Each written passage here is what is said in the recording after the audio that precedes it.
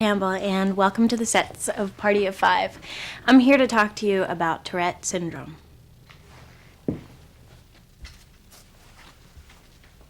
You know, every time I enter this set, I experience a wave of memories. Some of them are fond ones, and some of them I'd rather forget. For instance, the first day of school for me was both exciting and terrifying all at once.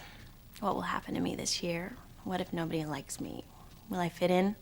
Will I be able to handle the work? Will I like my teacher? Will my teacher like me? Am I attractive enough? Will I be popular? I remember how these thoughts ran through my head, and I don't doubt that at least some of these troubling thoughts crossed your mind as well on that very important first day of the school year. Imagine getting ready for school one morning. With all of these insecurities racing around in your mind, you're trying to cover up a pesky zit or glue down a cowlick, and you feel like you've got the weight of the world on your shoulders. Now, add these possibilities.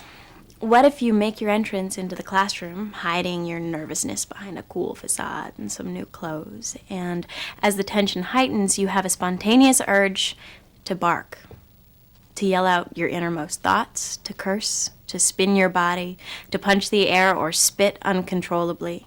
And as you attempt to control these impulses, they get louder and faster. You're literally trapped inside your body, out of control, desperately wishing that it could all stop and everyone would stop staring and laughing and you could just sit down quietly and be like everyone else. What if this were happening to you? How would you feel as you prepared for school each day? This imaginary scene is a daily reality for many children and teens living with Tourette's syndrome. Hi, I'm Christian Campbell. TS is a neurological disorder that affects 1 in 100 people. People carrying the TS gene range from being normal to seriously incapacitated. Symptoms may be internal, with muscular spasms, involuntary thoughts, or mood swings, often unnoticed by others, or large spontaneous sounds and movements, as described earlier. In a society where we're overwhelmed with images of normalcy and perfection, Tourette's syndrome places the person outside the standards of desirable behavior. Involuntary movements, vocalizations, facial twitches, sudden mood swings, and learning difficulties keep the person with TS on the edge of social discomfort, never knowing if a dinner out, a trip to the theater, a first date, or a final exam may be interrupted by a body, your body, out of control. Despite the increase of diagnosis of this disorder, few people know the facts. Lack of public awareness leads to judgment, misunderstanding, and cruelty towards those with TS, increasing the challenge as they strive to fit in with their peers. Whenever our younger brother Damien, who has Tourette's syndrome, started a new school year, there were always incidents of cruelty towards him as kids discovered that he was different. The schoolyard became a nightmare for him as his peers taunted and teased him about his odd behavior. Because they didn't know or understand about TS, they were unaware of the cruelty they were inflicting. The more they teased him, the more self-conscious he became.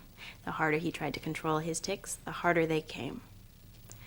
Over time, he developed a school phobia which made him unable to attend classes and isolated him even further in his battle to live a normal life.